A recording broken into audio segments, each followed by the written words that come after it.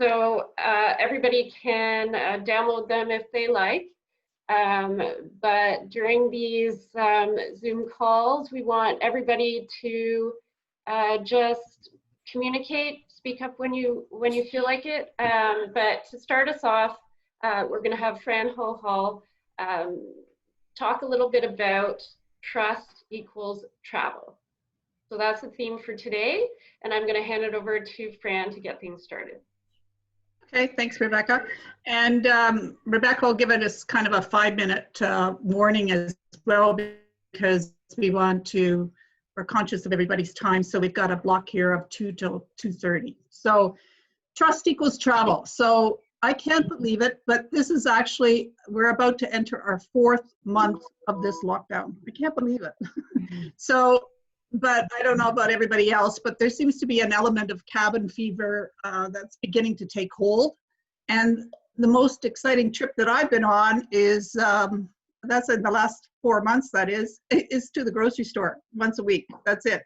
And then last weekend I did venture out and went up to our family cottage up on Lake Huron. So as we start to think about reopening businesses, I think it's going to be important to really understand, I guess, the psychological realities that are driving consumer behavior and consider ways to mitigate those guest concerns. So once the governments and the health officials are considering it, deeming it safe to travel, the next condition is that people must be actually feel comfortable with the potential risk involved and consider it safe themselves. So there's no one size fits all here to restart the travel. We need to really find the right combination of both government approvals, medical approvals, operators' internal processes, and then just travel sentiment itself. So I wanted to test out in our audience here, just see where we're at in terms of our own, call it a travel safety barometer. So I'll ask, who am I going to ask here? Amanda. And here's a question for you. So let's assume that all the stay-at-home orders are lifted by June 15th and people are now free to travel again. How soon would you take a domestic trip that included a flight? So somewhere in Canada with a flight. How soon would you do that? I'm not going to fly right away. It's not my favorite mode of transportation, so I would stick to a driving holiday for now. So but I'd be quite happy to go across Canada. Pardon me? Maybe not till the fall, or? Yeah, maybe till the fall. Okay. So that question was asked. There was 2,000 people asked that question. They're US, it's a US survey, and it was done by Magna Global, and it was done at the end of April. So most of the people said, only 20% of people said right away. But in July and August and over the summer, about 2/3 of them said, yes, I'll take a domestic trip and it can include a flight. So then I guess we have to start unpackaging, what does that mean in terms of planes and trains and so on. So one survey respondent said, I feel much more concerned about planes and being enclosed in a small space with other people for many hours compared to staying at a hotel. Even if the airplanes claim that air in cabins is renewed many times an hour, I'm sure some people can't help but think that that virus is easily spreading around in that environment. So I guess we have to start looking at, I started looking at Air Canada, for instance, and we can see that their new summer schedule's been announced.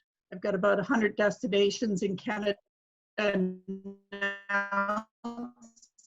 that's down from, way more. They also announced these. I think the new protocol is going to be this clean care plus mode. So there's all these safety precautions being put in place to make us feel comfortable, but it's still a pretty tight environment. So it's a question of not only the plane itself and the crew's well-being, your well-being, and all of that, but also just the the network, if you're getting a package, how's it working with the transportation to your hotel?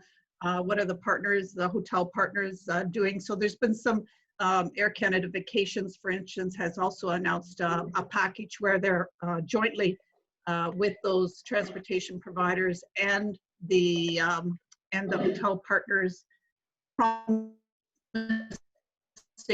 that safe and clean kind of environment. But they're actually training 6 dogs to sniff the virus, which I went, wow, I didn't know you could do that. And apparently it's been done successfully before with malaria. So they're trying to see if they can bring that forward in terms of sniffing the coronavirus. Don't know if it's doable, but. So here's another question. I'm going to give this one to Shannon. Shannon, I see you there. So assuming that we've got all the stay-at-home orders, all the stay-at-home orders are lifted again by June 15th, and people are free to travel again, how soon would you take a vacation to a location that's within driving distance? Within driving distance,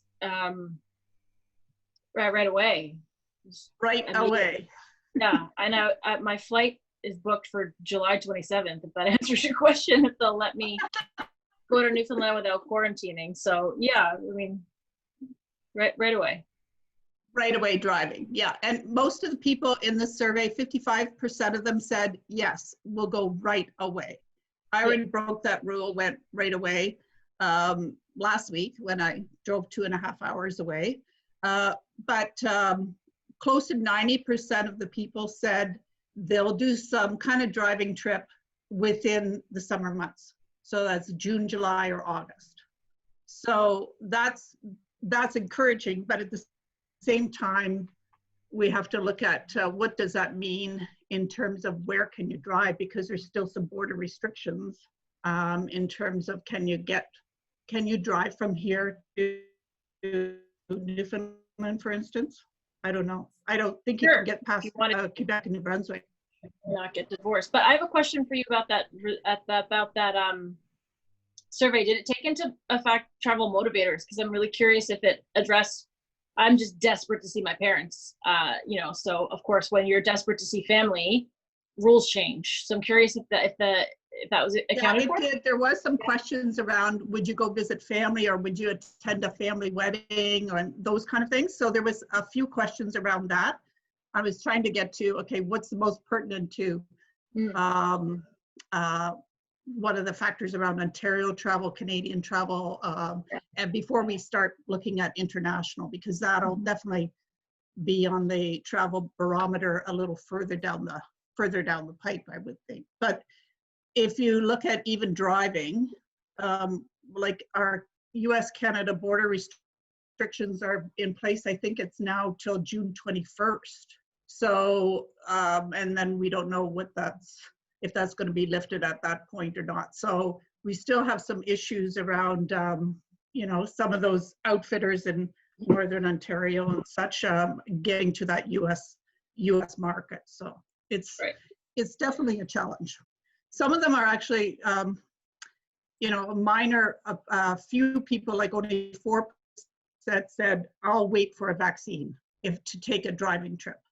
But the ones that are going on the flight said 12% waiting until they had a vaccine. So 12% high. 12%. So that's delaying travel till who knows when, at least 21, potentially 22. So, okay, who's my next question to? Chantal, I see Chantal there.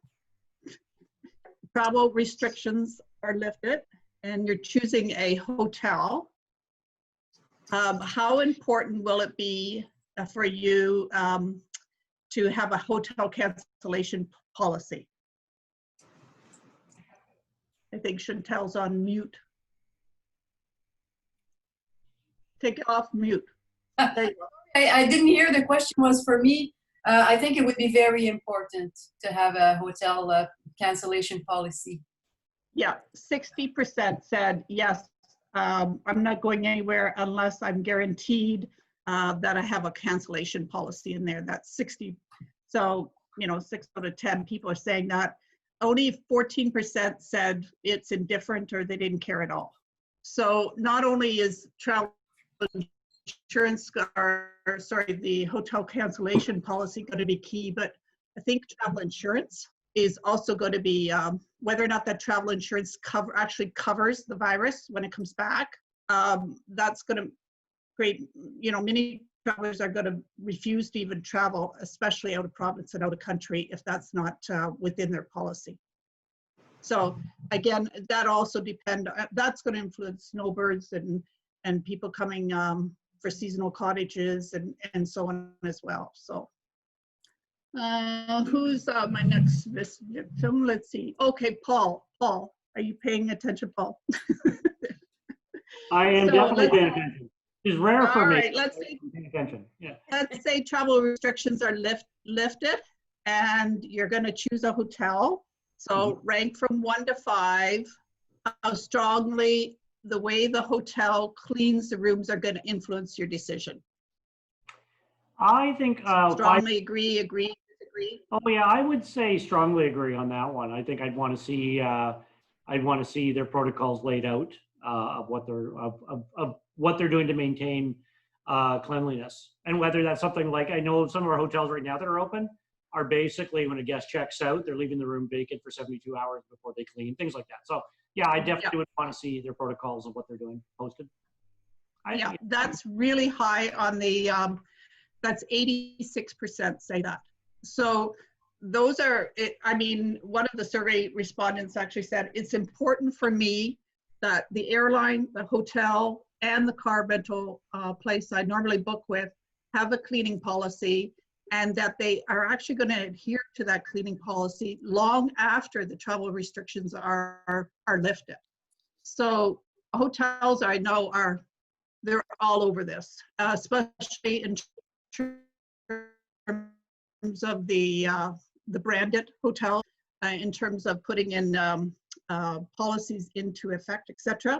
Some of those, one of the things that I was reading about, not only, it's about taking the cleaning and taking it from, your night cleaning and put it right out in front and making almost like the theatrics of cleaning, if you will, so that the guests can actually see it happening and gets that assurance. Some of them are actually putting a laminated card that you can disinfect and putting that on the bed, and then describing all the steps they've taken to make sure that cleaning policy is in place. Another place talked about, they set a timer in the public areas, and every 20 to 30 minutes, that reminds all their staff that they have to go wash their hands. And then there's also no room service in between stays. Like if you're staying more than one night, no room service. All of the continental breakfasts and so on are grab and go, nothing in terms of a buffet line, no valet services. And then the other things that is happening is actually taking that, the check-in and check-out procedure and having that being performed right in terms of your own personal device. So you don't have to touch anything as you're coming in, keyless locks, all of that kind of thing.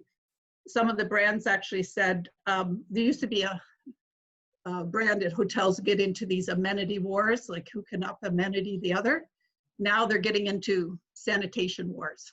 So, and I think that's a policy that's actually going to be put in place and adhered to for the long term. Just like we have at the airport after 9/11, all of our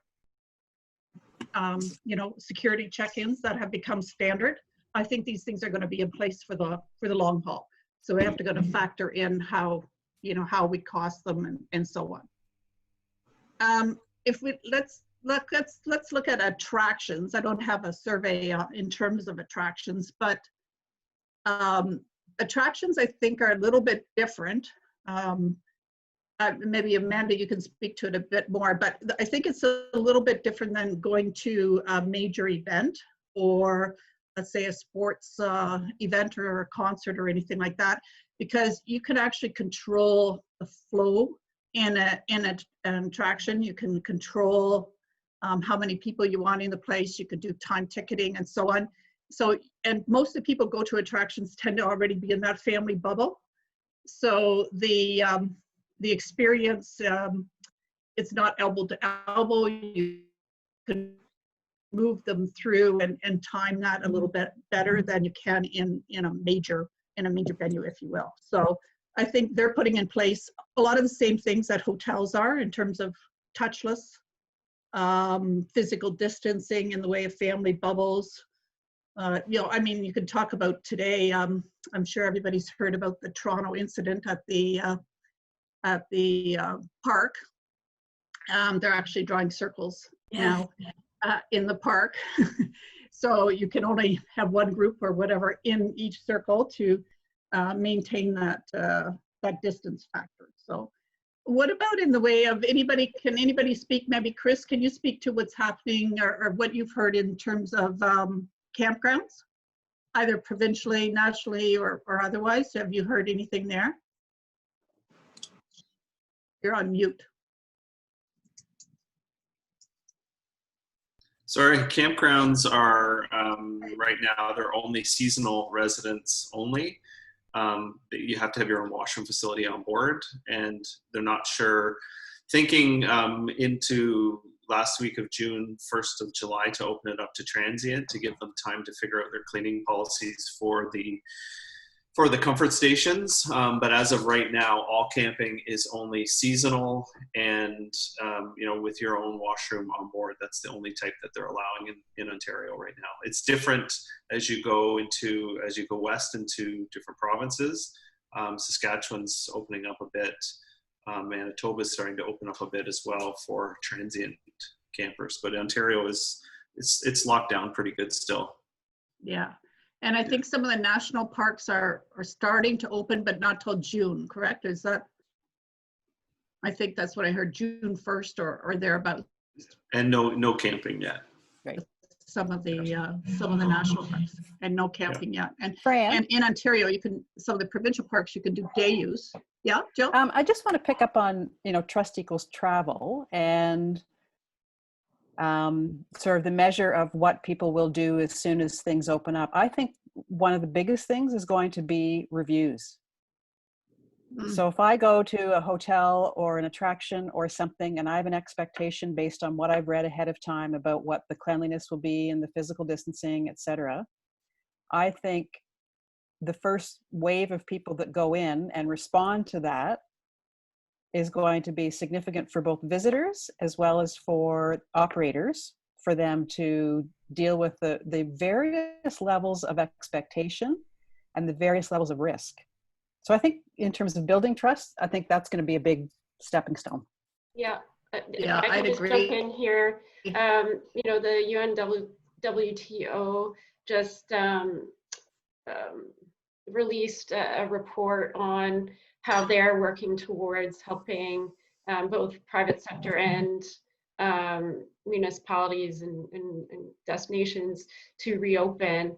And part of that is a big partnership with Google. So they're going to be providing free online training, but the whole theme of this report is about the digitalization of global tourism, and the fact that everybody is going to have to go digital. And Chris and I were talking about this briefly before, but it sounds really sad. I mean, it sounds reasonable, but at the same time, it sounds like you won't be able to just drop in on a destination. I don't know what's going to happen with cash. Everything will be reservation only. This sounds like that's going to be a big change in our industry. So no last minute trips? Sorry, I mean, Lee. Go ahead. Do you want me to go? Jill's, yeah. Okay. Sorry. The other thing I was going to say was in terms of understanding expectations before you go. Thailand came out with they thought about doing a security and health administration certification around so that everybody shares the same protocols or the same expectations with the country. So if that starts, so if you think about that, countries, states, provinces, regions, cities, municipalities, your own operation, your own sector, you got a lot to pay attention to and you have a lot of expectations. So again, in terms of building trust, to make sure people travel, it's as operators and as destinations, it's feeding into all of that, wherever that ends up going. Yeah, I think Portugal's doing the same thing. Shannon? I think that from the tour operator perspective, so hygiene is one element of trust, but it's really only one element. I think that is important to remember too. Solvency is a pretty big topic, word that we're all tired of hearing, and trust that your company, certainly we deal with the UK market a lot and Australian market, and of course in the Brits are take a little convincing, and they're currently not a happy bunch, you know, and there's lots of conversations about, well, are you going to be around? Can I book with you? Are you going to be around? We're having conversations with hotel properties. So I think that trust is twofold. You know, we've put out a guarantee letter against one of our our hotel chain saying, we're good, we will be around, we're not going anywhere. And that's been very, very well received to travel trade in particular. So I think that trust factor, I agree with you, Fran, it's absolutely critical, but I think it's twofold. Trust in my own self, and then trust that you've got my wallet taken care of. Way too much going on. Well, so I think that's critical. And, you know, I think UN, WTO, and Google, I get it, but like at sometimes this pendulum's got to come a little bit back into the middle, you know, and we're preparing for multiple phases of coming back to the new normal. So, you know, I think that UN, WTO took it a bit of a step too far on that one, but that's just me. Yeah. And Donna, thank you for your comment. Donna just added in the chat, check out what Cyprus Tourism has offered to future visitors. They will pay for some expenses if you get sick while you're there. Wow. Yeah, I only saw this last night on either Twitter or some ad, and I thought, wow, that's bold. Yeah. It's clever though, because insurance companies are not gonna they're not gonna pick it up. So I think American inbound's gonna take a hit because of that. So I think that's really clever. At least they're not offering to fly you there, like like Sicily. Oh, I didn't see that. Yeah. Yeah, you can get to Sicily if you can get a flight. Yeah, exactly. Shannon's already booked hers, right? I go where I'm told to go. What about, Eileen, sorry, you were going to say something. I was part of the flow and I've lost it now. I'm not sure where. A question, I guess, moving, just moving this time, assuming everything's lifted, you're sick of your own cooking and takeout and so on, and you're free to go to a restaurant or bar. How soon are you going to do that? June 15th, let's say everything's lifted. I would go to an outdoor restaurant. And actually, there's a really interesting example happening in Windsor right now. I don't know if people have been following it, but there's a company that specializes in tourism events and food events, does wine tours, cycling wine tours, that sort of thing. And they successfully lobbied the city, and they're going to have outdoor food halls in Windsor now, which I think is terrific. And so it'll support the restaurant businesses, but obviously it's weather dependent, I think, but it will allow for that additional room that they require so that they can still be physically distant. So I'm all in for that. As soon as that happens, I'll be up for that. I'm very, very tired of our own cooking here. I also read just this morning in Port Elgin, which is where our cottage is, that they've lifted some restrictions in terms of getting bylaw permits to spread out onto the street and have your restaurant or your retail and so on the sidewalk.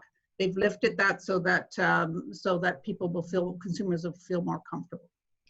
And I saw an article today, Vancouver is looking at something similar. They're actually going to close one lane of the roads down in certain areas so that there can be more outdoor patios. And that's fantastic until about the middle of September, and then we're in trouble.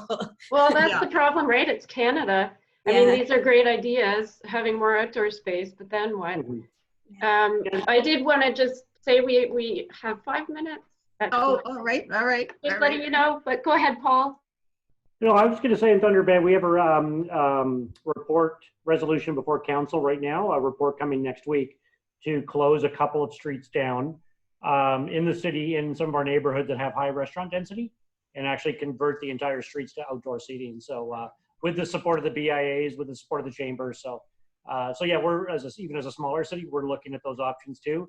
And once again, knowing it's very weather dependent, it's very seasonal, but hopefully it acts as a bridge to some longer term solutions. But, to the question about would I go back to, how fast would I go back to a restaurant?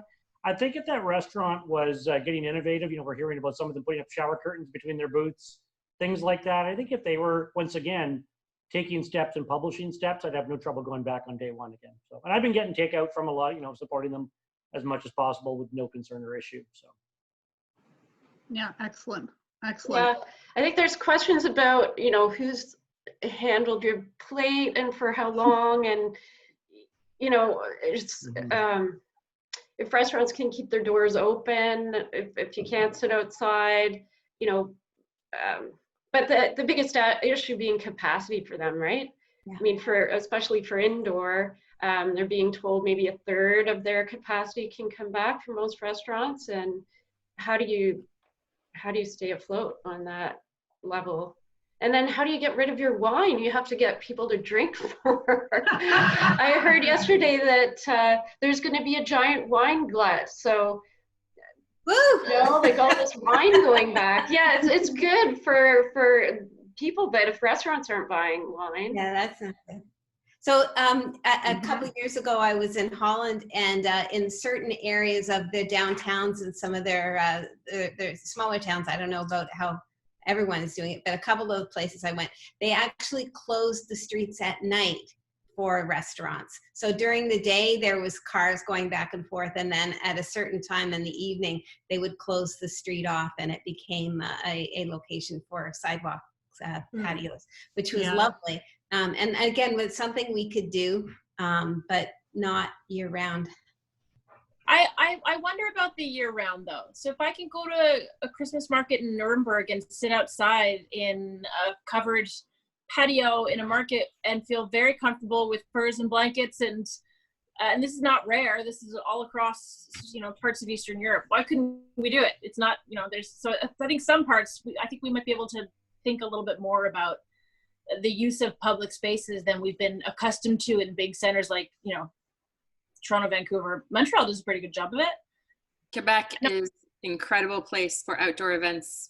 Right? Spring, summer, winter, like dead of winter, we have one of the biggest outdoor live concerts.